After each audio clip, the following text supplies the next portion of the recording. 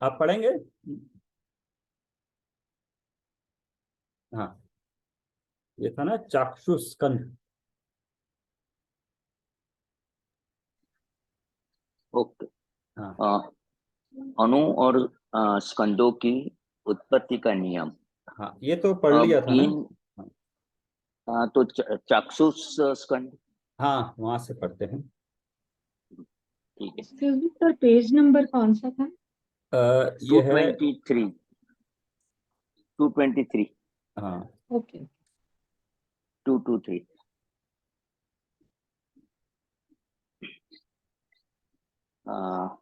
Okay, जय जैनेन्द्र सबको।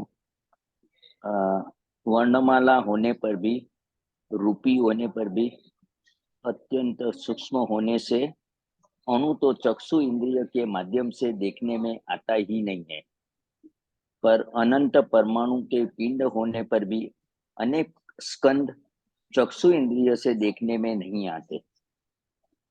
जो स्कंद चक्षु इंद्रिय के माध्यम से देखने में आवे, उन स्कंदों को चाक्षुष स्कंद कहते हैं, और जो स्कंद चक्षु इंद्रिय के माध्यम से देखने में नहीं आवे, उन स्कंदों को अचाक्षुष स्कंद कहते हैं।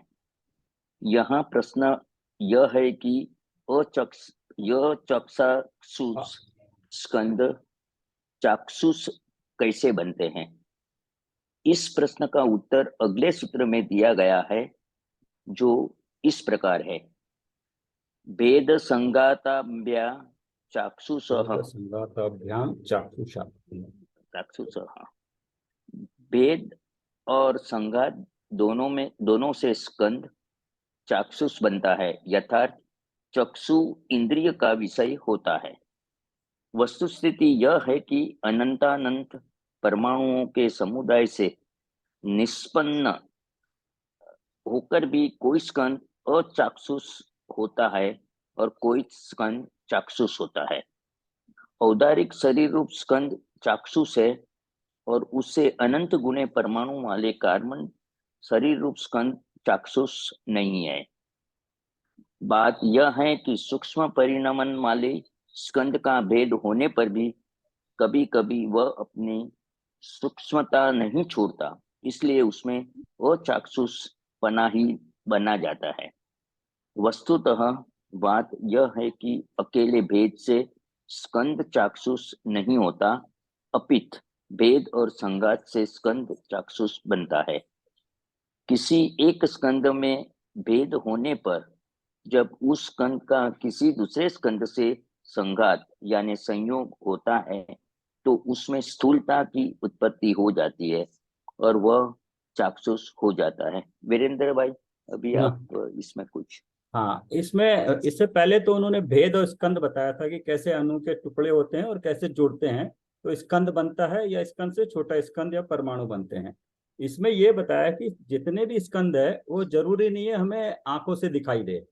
कुछ ऐसे स्कंद होते हैं जो हमें आंखों से दिखाई देते हैं, जो शरीर है, तो उसको चाक्षुष बोला है। और जो अचाक्षुष है वो इंद्रियों से नहीं दिखा, हमारी चक्षु इंद्रियों को नहीं दिखाई देते हैं। उसका एग्जाम्पल इन्होंने डायरेक्ट दिया है। बेसिकली उसकी स्थूलता और सूक्ष्मता के आधार पे चाक्षुष अचाक्षुष है। कितना बड़ा स्कंद है उस बेसिस पे नहीं है। शरीर का स्कंद स्थूल होने से हमें दिखाई देता है आंखों से, लेकिन कर्मों का उससे ज्यादा अनंत परमाणु है, लेकिन वो दिखाई नहीं देते हैं क्योंकि वो सूक्ष्म है। तो इसमें इतना ही बताना है। हाँ जी। हाँ। इस प्रकार यह सुनिश्चित है कि एक सूक्ष्म स्कंद से भेद को प्राप्त कर जब वह सूक्ष्म स्कंद अन्य स्कंद से जुड़ता है, तो वह स्थूल होकर चाक्षुष हो जाता है। चक्षु इंद्रिय से जानने में आने लगता है। ऑक्सीजन और हाइड्रोजन दो वायु हैं। दोनों नेत्र इंद्रिय से अगोचर स्कंद है। दोनों के मिलाप होने पर नेत्र इंद्रिय गोचर जल हो जाता है। इसलिए नेत्र इंद्रिय गोचर स्कंद होने के लिए जिसमें मिलाप हो, वह स्कंद नेत्र इंद्रिय गोचर होना ही चाहिए। ऐसा नियम नहीं है, और सूत्र में भी नेत्र इंद्रिय गोचर स्कंद चाहिए ही, ऐसा कथन नहीं है। सूत्र में सामान्य कथन है। तात्पर्य यह है कि अचाक्षु स्कंद से टूटकर कोई अचाक्षु स्कंद दूसरे चाक्षुष स्कंद से मिले तब तो वह स्कंद चाक्षुष हो ही जाएगा, पर यही किसी अचाक्षुष स्कंद में भी मिले तब भी चाक्षुष हो सकता है, नहीं भी हो ऐसा भी हो सकता है। यह वस्तुस्थिति जानने योग्य है। जानने में आ जावे तब तो बहुत बढ़िया है ही, नहीं भी आवे तो अधिक विकल्प करने की आवश्यकता नहीं है, क्योंकि उसके नहीं जान पाने से आपका मुक्ति मार्ग अवरुद्ध होने वाला नहीं है। हाँ, जानना चाहिए, इसको जानना चाहिए। अच्छा बताया, ये पहली बार पढ़ने में आ रहा है कि स्कंदों का, अणुओं का, परमाणुओं का मिलकर स्कंद रूप कब स्थूल होते हैं, कब सूक्ष्म होते हैं, और कब इंद्रिय गोचर और कब इंद्रिय गोचर नहीं होते हैं, वो बताया है। बस इतना है कि इसको हमारे संदर्भ में शरीर और कर्म परमाणु है। शरीर के परमाणु स्थूल है और कर्म के परमाणु सूक्ष्म है, जो नेत्र से, इंद्रियों से नजर में नहीं आते हैं।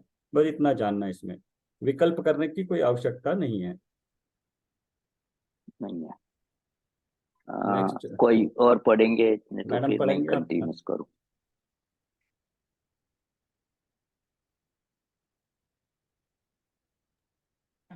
द्रव्य का लक्षण।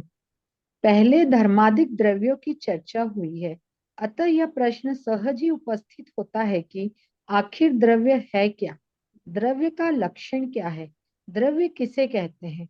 उक्त प्रश्न का उत्तर आगामी सूत्रों में दिया जा रहा है। सद द्रव्य लक्षणम उत्पाद व द्रव्य युक्त सत। जो सत है वह द्रव्य है। द्रव्य का लक्षण सत है। जो उत्पाद व्यय और द्रव्य से युक्त है वह सत्य। तात्पर्य यह है कि उत्पाद व्यय और द्रव्य से युक्त सत ही द्रव्य का लक्षण है। इस प्रकार द्रव्य लक्ष्य है और उत्पाद व्यय और द्रव्य से युक्त सत द्रव का लक्षण है। दो चीजें स्वयं बताइए के इसमें। हाँ, दो चीजें बताइए। एक तो उसकी सत्ता होनी चाहिए, हर वक्त उसकी सत्ता होगी, बिना सत्ता के कोई भी द्रव्य नहीं होगा। या तो द्रव्य है तो उसकी सत्ता होगी, और सत्ता है मतलब द्रव्य है, नंबर एक। और नंबर दो, द्रव्य में खाली नहीं बैठेगा, हर वक्त कुछ उत्पाद व्यय द्रव रूप होता रहेगा। कुछ चीज उत्पाद होगी, कुछ पर्याय व्यय होगी, लेकिन द्रव्य हमें इसमें पर्याय रूप ही नजर आएगा। द्रव्य द्रव्य रूप कभी नजर नहीं आएगा। द्रव्य पर्याय रूप ही नजर आएगा, और पर्याय भी चेंज होती रहेंगी। उसी चेंज होती पर्याय में हमें द्रव्य को देखना है। हमारी हमारी जैसे अपनी भी पर्याय है, हम पर्याय में हम नजर आते हैं, पर्याय में ही गतियों में। मनुष्य, देव, तिर्यंच और इसमें नारकी में हम आते पर्याय में ही नजर हैं। हमें द्रव्य, बट उसमें हमें लगता है कि पर्याय है, अलग अलग हैं पर्याय में, और हर एक के भाव अलग अलग होते हैं, लेकिन उस पर्याय में उसके पीछे जो मैं हूं वो कॉमन है, वो उसकी सत्ता है और वो द्रव्य है। इसको एप्लीकेशन यहाँ लगाना है अपने लिए, तो इस तरह से लगाना है। अपनी सत्ता, मेरे जीव की सत्ता त्रिकाल है, उसमें परिणमन हो रहा है। मैं कभी द्रव्य रूप अलग से नजर नहीं आऊंगा, लेकिन जिस पर्याय में नजर आ रहा हूं उसमें अपने को ढूंढना है, मैं हूं। अगर मैं कभी 3-4 पर्याय में अगर देखें, पिछली पर्याय जो भी 3-4 थी, चाहे देव की समझो, उससे पहले त्रियंच की समझो, तीनों पर्याय में मैं कंटिन्यूस चल रहा था। तीनों में कॉमन है, वो मैं हूं, लेकिन जो पर्याय चेंज हो रही, जो नजर आ रही है, वो अलग है। ये उत्पाद, एक पर्याय जा रही है, दूसरी आ रही है। यस। स्वयं स्वयं के स्वभाव को छोड़। एक मिनट, हाँ हाँ, एक मिनट, सॉरी। तो वीरेंद्र भाई, इसमें लिखा है ना द्रव्य का लक्षण सत है, अति द्रव्य। तो द्रव्य उसके लक्षण से भी जाना जाता है कि नहीं जाना जाता, कि खाली पर्याय से जाना जाता है? नहीं, उसको द्रव्य को जानने के लिए पकड़ना तो लक्षण ही है। आपको लगेगा वो पर्याय में है, दूर से लगेगा पर्याय है, पर्याय चल रही है, लेकिन जब उसको नजदीक से अच्छी तरह समझोगे तो पता चलेगा कि पर्याय में जीव है। पर्याय को देखने से पता लगेगा कि यहाँ जीव है, लेकिन वो जीव पर्याय रूप नहीं है। जीव का अस्तित्व अपना बराबर। अलग है। जो भी अभी पर्याय नजर आ रही है, इसको लगेगा कि यहाँ पे जीव है, यहाँ तक के लिए ठीक है, लेकिन उसमें जीव चेतन है और जो शरीर नजर आ रहा है वो अचेतन है, वो पुद्गल है। तो दोनों को लक्षण से पकड़ना है। हाँ, अभी आपने करेक्ट। देखा स्कंद है, स्कंद है, स्कंद उसको चक्षु से पकड़ सकते हैं। तो जो भी चीज चक्षु में आ रही है वो स्कंद है। वो स्कंद है मतलब पुद्गल है, और पुद्गल है मतलब अचेतन है, अचेतन है मतलब मैं नहीं हूं वो। करेक्ट। इसका एप्लीकेशन, वो अचेतन है तो मैं नहीं हूं। हाँ, करेक्ट। हाँ, बट आपको लगेगा अभी व्यवहार की भाषा में तो मैं हूं ना, मनुष्य गति में, मनुष्य पर्याय में औदैहिक करेक्ट। भाव मेरे मनुष्य के हैं, लेकिन उस मनुष्य में व्यवहार के लिए ठीक है, लेकिन मैं अपने लिए, दूसरे ज्ञानी के लिए भी यहाँ पे एक जीव है जो त्रिकाली है, वो हर पर्याय में बह रहा है, उसकी पर्याय चेंज हो रही है। ओके, बराबर। ठीक है, बट ओके। Thank you. हाँ, बराबर समझ में है। हाँ हाँ हाँ, yes। हाँ, बराबर समझ हाँ, में। तो आपको जहां पर भी आपको कुछ भी पुद्गल का गुण है, लक्षण, आपने लक्षण बोला ना, पुद्गल का लक्षण हाँ है जी। स्पर्श रस गंध वर्ण। हम्म। जिसमें स्पर्श, बराबर है। जिसको टच कर सकते हो, जिसको देख सकते हो, जिसमें कलर है और जिसमें सुगंध है। एक आम ले लीजिए कर, आप, आम, आम में कलर है, टच कर हम्म, सकते हो, उसमें रस है, उसमें हाँ सुगंध है, तो वो हाँ। उसमें चारों क्वालिटीज मिलेगी। लेकिन एक टेबल है, टेबल को आप सिर्फ टच कर सकते हो, स्पर्श, इसमें हम्म, सुगंध आपको शायद पकड़ में ना आए। तो इस तरह से वस्तुओं को पकड़ने से आपको पुद्गल, और जो पुद्गल है वो मेरा नहीं है, और जो मेरा करेक्ट। नहीं है उसको, वो उसको छोड़ना है, करेक्ट। वो त्रिकाल मेरे साथ नहीं है।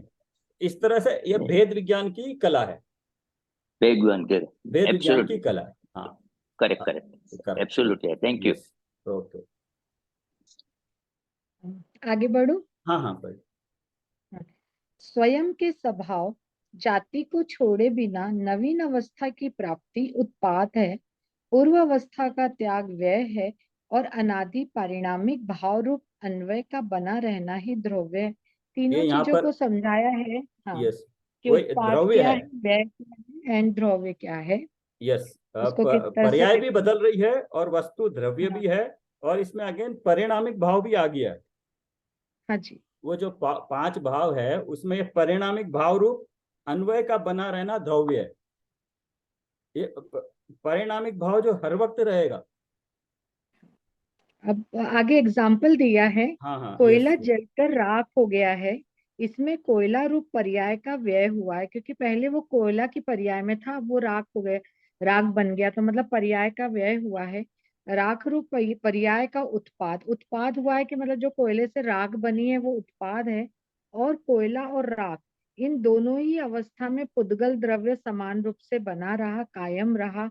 यही द्रव्य की नित्यता है, ध्रुवता है, द्रव्य है। सर, इसको हम अपने इस पे जीव पे लगा सकते हैं, अपनी आत्मा पे लगा सकते हैं कि वो तो हमेशा ध्रुव्य है, पर्याय बदलती रहेगी, उसका उत्पाद व्यय होगा। थोड़ा सा आप डिस्क्राइब कीजिए ना इसको। हाँ, इसको, यस, इसको एक और अच्छा एग्जाम्पल इसका बताया गया है। जो बच्चे लोग आजकल मिट्टी आती है ना, येलो कलर की, वो कलर की मिट्टी आती है, हाँ, उससे वो हाँ, मोल्ड करके कुछ बनाते हैं। हाँ बनाया, जी, कुछ एक शेप बनाया, उसको पसंद नहीं आया, फिर उसने फिर मिट्टी बना दी, फिर उसको दूसरा शेप बनाया। तो उस बच्चे को तो दो शेप मिले। पहले वाला एक मान लो जानवर का शेप, दूसरा कोई और शेप मिला, उसको तो पर्याय नजर आई। लेकिन अगर हम देखेंगे तो दोनों में क्या कॉमन था? मिट्टी कॉमन थी, वो क्ले कॉमन थी, वो ध्रुवी था, उसकी पर्याय चेंज हुई है। तो ऐसे यहाँ करेक्ट। पे कोयला रूप पर्याय का व्यय हुआ, राख रूप पर्याय का उत्पाद, और कोयला और राख। तो ऐसे ही हमारी पर्यायें गति रूप हो रही है, चेंज हो रही है। ये स्थूल रूप में है, पर्याय चेंज हो रही है, लेकिन मैं उसमें कॉमन हूं, उसमें नित्यता जो है उसको, ये तो पढ़ने में आ रहा है, लेकिन क्या इसको फील कर सकते हैं हम नित्यता को? जैसे बचपन में थे हम, बचपन में जो थे हम थे, उसके बाद मान लो थोड़े और बड़े हुए, टीनेजर हुए, तब भी हम थे, स्टूडेंट थे, उसके बाद और बड़े हुए, और ऐसे एक एक 5-5 साल के गैप में हम थे मान लीजिए। तो वो जो 5-5 साल के थे वो हम ही थे क्या, कैसे पता लगेगा? आप कैसे पता चलेगा उसको, कैसे वो हम ही थे? वो बता रही नित्यता के कारण, क्योंकि वो उस वक्त जो भी पर्याय थी वो मेरी ही थी, अभी की जो पर्याय है वो भी मेरी है, लेकिन पर्याय बदल गई, लेकिन मैं वही हूं, मैं नित्य हूं। मैं तब भी था, आज भी हूं, जैसा था वैसा हूं, आज भी वही हूं। समझ में आया?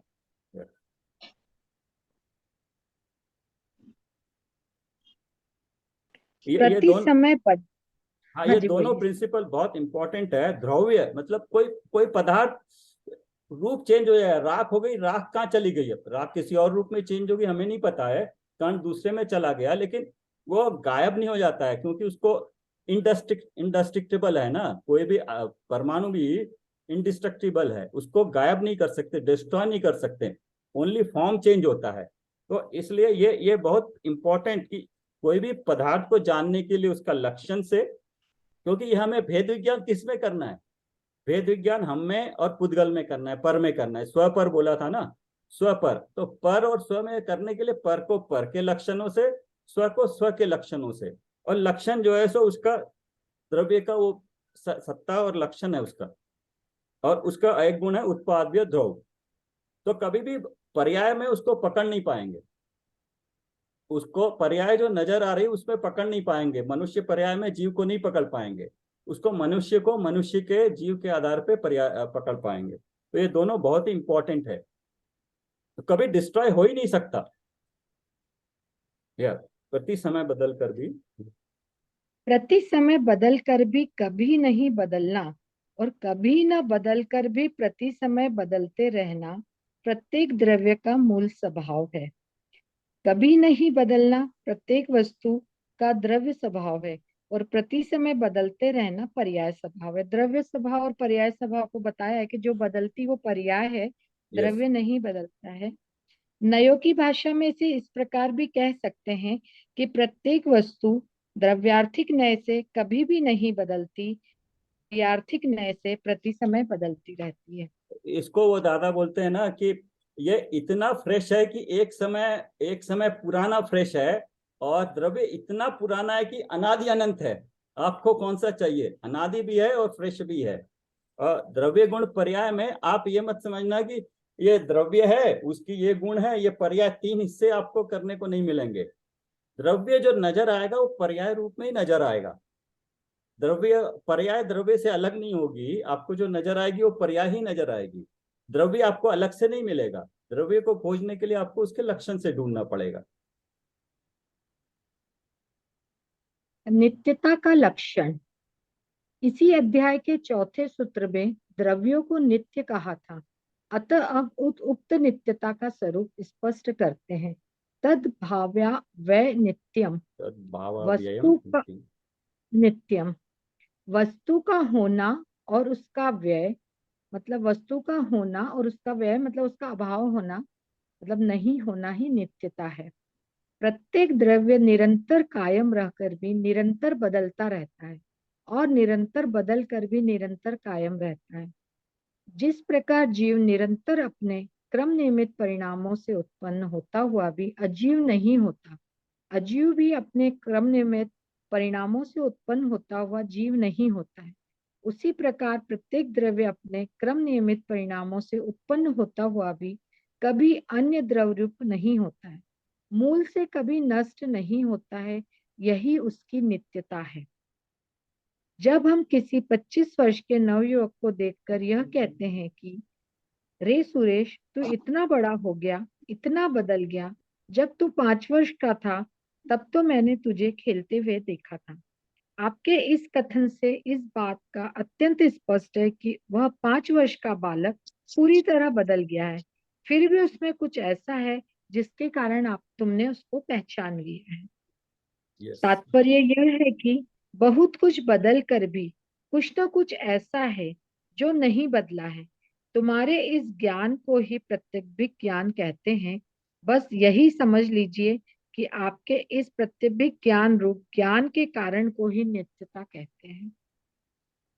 सर लास्ट जो हाईलाइटेड है, यस यस, ये मेरे में नीचे लास्ट लाइन है नहीं, नित्यता कहते हैं। ओके, अच्छा और कुछ इसमें आगे? बस यही, हाँ यही है कि जो नहीं बदला है उसी को प्रत्यभिक ज्ञान कह रहे हैं। पर कुछ ना कुछ मतलब जो नहीं बदला है, कि जैसे इन्होंने उदाहरण दिया कि 5 साल के बच्चे को देखा था, फिर वो जो 25 का हो गया, पर कुछ ना कुछ ऐसा था कि पहचान लिया है। तो वैसे ही द्रव्य में जो ये ज्ञान है जो कभी नहीं बदलता, उसको प्रत्यभिक ज्ञान कहा गया है। मतलब यहाँ इन्होंने क्लियर किया है, बल्कि अपन ने पिछले सूत्रों में काफी पढ़ा है इसके बारे में, प्रत्यभिक ज्ञान के बारे में। हाँ, ये प्रत्यभिज्ञान था भेद करके अलग अलग करना, पहले वाले हाँ जी, जाने हाँ हुए को अभी जाने से भेद करके समझना। बट वो तो ठीक है, ज्ञान का प्रत्यभिज्ञान है।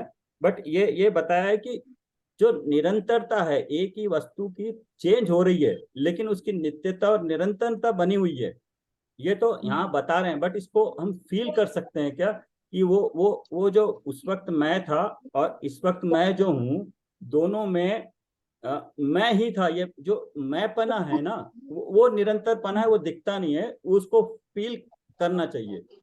वो अपने अपने इंडिविजुअल के द्वारा फील करने वाली वस्तु है। तभी आपको पता चलेगा कि मैं निरंतर हूँ, इस भाव में भी निरंतर हूँ और पिछले भाव में भी। हमको तो नहीं मालूम हम पिछले भाव में क्या थे या नहीं भी थे। तो अगर थे पहले, हमें इसी बात पे, सर्वज्ञता के बात पे, कि हम इसलिए आगे बढ़ रहे हैं कि हम पहले थे तो किस हालत में थे, क्या हमें उसका फीलिंग आती है कि हम थे तो वो जो नित्यता है, वो नित्यता ही बताती है कि हम पहले थे, पहले भी थे, इस भाव में भी थे, इस भाव में भी, अलग अलग सिचुएशन में भी हम ही थे। वो नित्यता निरंतरता ही बताती है वो। कुसुमलता जी, आप पढ़ना चाहेंगे? बुक है? माइक तो कमजोर है थोड़ा, इसलिए पढ़ नहीं पा रही हूँ उसका। अच्छा ओके, मैं पढ़ती ओके, हूँ हाँ आगे। हाँ तो गुणमाला जी ने तो देवंजना दी। एक मिनट, एक हाँ एक मिनट सुन हाँ तो वीरेंद्र भाई, मेरे को कहना है कि समझो कभी क्या होता है कि हम कोई जगह पे पहली बार जाते हैं और अपने को कभी लगता है कि हम पहले कभी इधर आए हैं, मेरी गुणमाला जी ये कभी पढ़ेंगे ये थे। फिर। तो ये अपने नित्यता के नियम से अपने को ऐसा होता है। नहीं नहीं, वो तो आपके अगर पहले कहीं गए हैं, या तो आपके स्मृति में होगा, संस्कार में होगा, तो वो आया होगा। और नहीं हो तो आपका अनदेखा हुआ भी आप एज्यूम कर सकते हो ना। आपके दिमाग में कुछ मन उसके आकार बनाता है ना। हमने धर्म, द्रव्य, अधर्म, काल, हम्म वो देखे नहीं है 4 द्रव्य, लेकिन उनके बारे में हमारे दिमाग में कुछ हम्म कुछ आकृति, कुछ आइडिया तो रहता है ना। हाँ जी, तो या तो हमारी स्मृति में बराबर। हो सकता है, या हमारे ज्ञान के मन से ही वो नजर आ सकता है। हमने तो उसमें ये मतिज्ञान ये विज्ञान में पढ़ा था ना, ये स्मृति, ये धारणा, ये प्रत्यभिज्ञान सब। से हो सकता है क्या नहीं, अभी प्रत्यभिज्ञान को आप, ऐसा? हाँ, प्रत्यभिज्ञान को देखें। प्रत्यभिज्ञान क्या है, इसको देखते हैं ना, पहले वहीं से निकालते हैं। प्रत्यभिज्ञान मतलब पहले क्या था, वही था ना, पहले जो जाने थे उसको अभी जान हाँ के कंपेयर करके। हाँ, हाँ, कि जैसे किसी को बहुत सालों के बाद देखा है तो हाँ, कभी लगता है कि फिर बाद में अपने को ध्यान आता है कि हाँ हाँ ये है, तो वो प्रत्यभिज्ञान से अपने को मालूम पड़ता है। आपने आपके तो स्मृति में गया ना, आपकी हाँ स्मृति, आपने पहले देखा था, आपकी हाँ स्मृति हाँ, में गया। अभी वही था, करेक्ट। स्मृति ज्ञान आपका, जैसे धारणा में कैसे जाता है ज्ञान, या वह धारणा पड़ा था ना। धारणा में कोई चीज हम्म आपको कैसे जाती है, जब आप अपना उपयोग पूरी तरह से इंद्रिय, चक्षु और कर्ण इंद्रिय से और मन से पूरी तरह से उस पर लगाते हो, कई बार लगाते हो, तो आपकी धारणा में जाता है। या आप उल्टा भी कह लो, ओके, अगर आपको आपको ये समझा। स्वाध्याय का है, ये तत्व ज्ञान आपको धारणा में डालना है, तो क्या करना पड़ेगा? अपना उपयोग ओके, चक्षु और कर्ण इंद्रिय से इसमें बार बार लगाना पड़ेगा।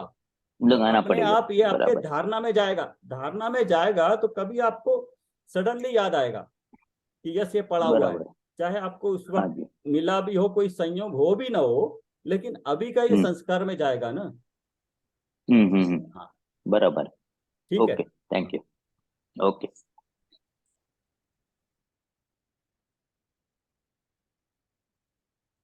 हाँ, ये अर्पित और अनर्पित था।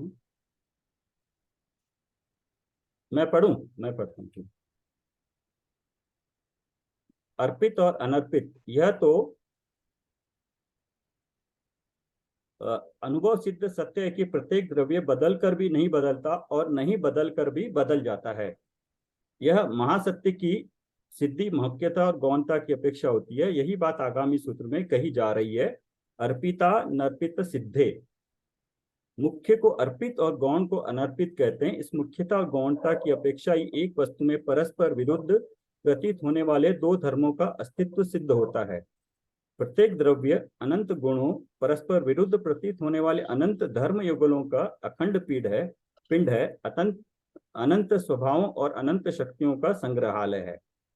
यद्यपि ये गुण, धर्म युगल, स्वभाव और शक्तियां प्रत्येक द्रव्य के स्वरूप में ही समाहित है, तद्रूप ही है, अभिन्न ही है, तथापि ये सब गुण, धर्म, स्वभाव और शक्तियां द्रव्य से कथनचित किसी अपेक्षा पृथक भी है। ये देखिए, ये क्या बताया, गुण गुण होते हैं जो सामान्य गुण और विशेष गुण। द्रव्य के 6 सामान्य गुण होते हैं और हर एक द्रव्य का अपना एक विशेष गुण होता है। और कुछ धर्म युगल में होते हैं, तत् अतत्, इस तरह से कुछ जोड़ी में होते हैं। आत्मा की जो शक्तियां होती है ना, देखिए तत् अतत् जैसे होती है, वो जोड़ी में भी होती है। और कुछ होता है, स्वभाव होता है जो त्रिकाल एक जैसे ही रहता है, उसमें कोई पर्याय नहीं होती है, वो शक्ति रूप होता है। और स्वभाव और शक्तियां, वो स्वभाव है वो पर्टिकुलर द्रव्य का है, और उसमें जो शक्तियां होती हैं वो त्रिकाल होती है, उसमें पर्याय बदलने वाली नहीं होती हैं। वो जीवत्व शक्ति है, वो शक्ति है, उसमें वो पर्याय में उत्पाद या ध्रुव नहीं होता है, वो शक्ति रूप रहती है, त्रिकाल रहती है। यद्यपि ये सभी द्रव्य दृष्टि से, द्रव्य आर्थिक नय से द्रव्य में अभेद है, अखंड है, नित्य है, एक है। अभेद है, इनको अलग अलग नहीं किया जा सकता है। अखंड है, 10 मिनट है।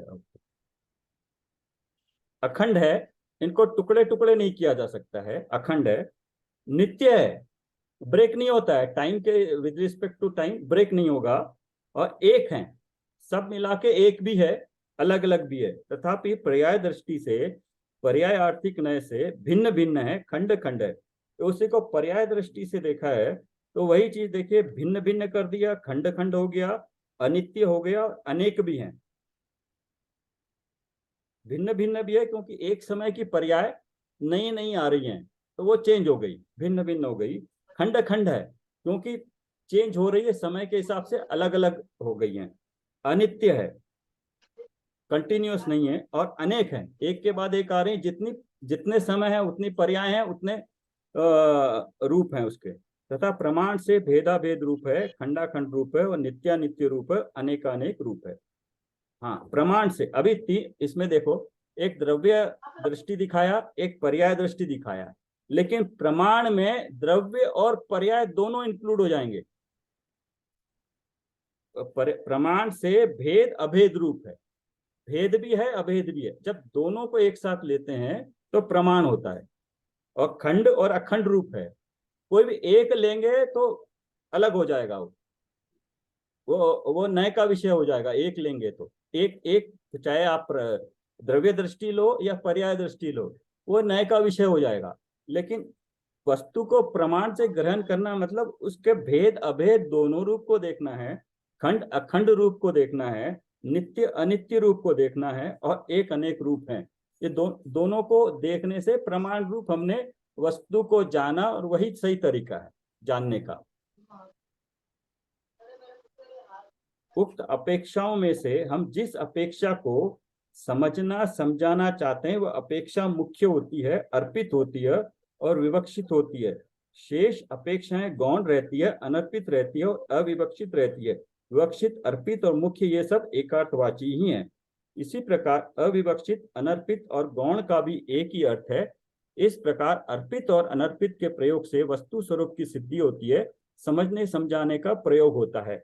ये वस्तु में तो प्रमाण रूप वस्तु उस तरह से है, लेकिन कोई भी वक्ता होगा उसको एक समय में एक ही चीज मुख्य रूप से करके बताई जाएगी, लेकिन ये नहीं समझना चाहिए कि उसमें जो गौण करके वस्तु बताई नहीं गई है वो वस्तु में धर्म नहीं है। वो उस वक्त भी उसमें वस्तु में धर्म है, लेकिन वो वक्ता के उसमें उसमें नहीं आ रहा है बोलने में। तो ये हमारे समझने के लिए इंपॉर्टेंट है। वस्तु का स्वरूप जिस तरह बताया जा रहा है एक अपेक्षा से वो सही है, उतनी अपेक्षा ही नहीं लेनी चाहिए, उसका दूसरा रूप भी हमें ध्यान में रखना चाहिए, द्रव्यार्थिक में और पर्यायार्थिक में। जिस प्रकार एक व्यक्ति अपने पिता की अपेक्षा पुत्र है, पुत्र की अपेक्षा पिता है, इसी प्रकार वह पिता भी है और पुत्र भी है। ये हमें एग्जाम्पल्स तो अच्छी तरह समझ में आता है, आ जाते हैं, लेकिन जब हम अपने द्रव्य रूप पे आत्मा पे लगाते हैं तो उसको केयरफुली समझना पूरा चाहिए। इसी प्रकार वही व्यक्ति अपने मामा की अपेक्षा भांजा है, भांजे की अपेक्षा मामा है, इस प्रकार वह मामा भी है और भांजा भी है। इस प्रकार वह पिता पुत्र मामा भांजा ये सब कुछ एक साथ ही है। इसी प्रकार द्रव्य आर्थिक में से प्रत्येक द्रव्य नित्य है, पर्याय आर्थिक नय से अनित्य है और प्रमाण से नित्य भी है अनित्य भी है। इस प्रकार नित्यानित्य है। इस प्रकार द्रव्य नित्य अनित्य और नित्यानित्य सब कुछ एक साथ ही है। जब नयों का प्रयोग होता है तो उसमें दृढ़ता प्रदान करने के लिए ही लगाई जाती है, पर जब प्रमाण का प्रयोग करते हैं तो अपर पक्ष की गौण रूप से स्वीकृति के लिए उसमें भी लगाई जाती है। ये हमने प्रमाण और नय में भी पढ़ा था, ही और भी का कितना वो है कि ये नय में कहते हैं कि ये ऐसी ही है, उस वक्त कह रहे हैं तो पर्याय में ये पर्याय ऐसी ही है, लेकिन प्रमाण जब कहेंगे तो पर्याय भी है द्रव्य भी है बोलेंगे। ये पर्याय भी है, पर्याय ही नहीं है, पर्याय भी है और द्रव्य भी है, भी लगाया जाएगा। जैसे द्रव्यार्थिक नय से द्रव्य नित्य ही है, पर्यायार्थिक नय से द्रव्य अनित्य ही है, प्रमाण से नित्य भी है और अनित्य भी है, नित्यानित्य है। इस प्रकार विवक्षित अर्पित और अविवक्षित अनर्पित रूप से वस्तु का प्रतिपादन होता है, वस्तु स्वरूप समझा जाता है और वस्तु स्वरूप की सिद्धि होती है।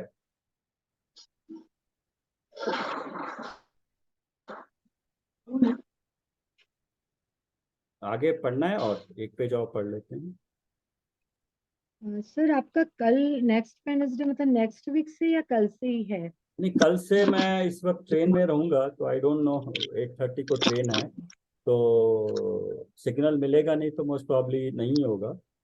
परसों फिर शाम को पहुंच जाऊंगा एक जगह सागर, तो शायद वहाँ हो पाएगा। वेडनेसडे को कल का फिर ब्रेक लेते हैं सर, फिर परसों आप मैसेज डाल दीजिए। नहीं, आप पढ़ लीजिए ना, अच्छा रहेगा पढ़ने से भी। हाँ, पढ़ने से भी काफी अच्छा रहेगा अगर आते हैं रेगुलरली। पढ़ने से भी, हाँ जी। दोबारा पढ़ने से भी कुछ नहीं होगा, एटलीस्ट 5-6 लोग इसको पढ़ लेंगे तो पढ़ने से भी एक बार काफी अच्छा रहेगा। ब्रेक मत करिए वरना फिर शुरू होना मुश्किल हो जाता है। तो आप सब पढ़ सकते हो उसको। सर अभी 3 मिनट है, पढ़ अच्छा, सकते हैं हाँ थोड़ा सा। हाँ, ये ठीक। ये हम इनको रिपीट कर लेते हैं, सूत्रों को ही 4-5 एक साथ है हाँ तो हाँ, थोड़ा यस। उच्चारण भी आ जाएगा उसका। हाँ, सभी एक साथ मिलके पढ़ते हैं। ये वाले कौन से? हाँ। यस, 31 नंबर से। हाँ। तद्भावाव्ययम नित्यम। नित्यम तद्भावा हाँ, आप व्ययम पढ़िए इसको, नित्यम। बोलिए, आप भी पढ़िए, बोलिए प्रमोद जी। तद्भावा व्ययम नित्यम। अ, माइक ऑन कर लीजिए सब लोग ना, हमारी इसको ऑफिशियल आप क्लास। भी पढ़िए इसको एक बार, ये पूरे हमने पढ़ रहे एक बार। सूत्र नंबर 31। तद्भावा वै नित्यम। आपको नहीं आ रहा है? तद्भावा ओके। अर्पिता नर्पित सिद्धे, 32 नंबर हो गया। अर्पितान अर्पिते सिद्धे। यस, ये बाकी पढ़ लेते हैं सूत्र 33 से 37 हाँ। तक। स्निग्ध स्निग्ध रुक्ष रुक्षत्वाद बंधा बंध। न स्निग्ध जगन्य गुणानाम, रुक्षत्वात् गुण साम्य गुणसाम्य सदृशानाम सदृशानाम, द्व्यधिकादि गुणानाम तु गुणाम्ना तु बंधेधिकौ बंधे परिणाम परिणामकौ च। सर इनका हिंदी मीनिंग नीचे दिया हुआ है अर्थ। स्निग्धत्व मतलब और रुक्षत्व से पुद्गलों का परस्पर बंध होता है, पर जगन्य वाले पुद्गलों का बंध नहीं होता। इसी प्रकार गुणों की समानता होने पर तुल्य जाति वालों का बंध नहीं होता। दो अधिक आदि शक्ति के अंश वालों का तो बंध होता है। बंध होते समय दो अधिक गुण वाला परिणमन कराने वाला होता है। ये बंध किस तरह से होता है आपस में, हर एक पुद्गल भी नहीं जुड़ता है, हर एक पुद्गल भी उसके भी कोई रूल्स हैं। ये रूल के बारे में बताया है कि एक में स्निग्धत्व होना चाहिए, दूसरे में रुक्षत्व होना चाहिए। सिर्फ दो रुक्षत्व वाले दो स्निग्ध वाले आपस में नहीं जुड़ेंगे, और बहुत ही दो जघन्य गुण वाले ये भी आपस में जुड़ेंगे नहीं है। गुणों की समानता होने पर तुल्य जाति वालों का बंध नहीं होता। समान जाति होने से जिस जाति का ज्यादा वाला बंध होगा गुण होगा, वो छोटा वाला बड़े में कन्वर्ट हो जाएगा। दो अधिक आदि शक्तियों के अंश वाला को तो बंध होता है। तब शक्ति के लिए मिनिमम दो से अधिक होना चाहिए उसकी शक्ति, तब बंध होगा।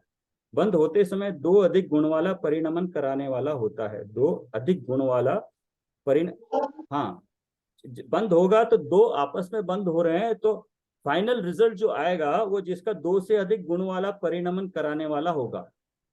दो में जिसकी ज्यादा शक्ति वाला है वो छोटे वाले की शक्ति वाले को अपने रूप से परिणमन करा ले। इनका मतलब ये है।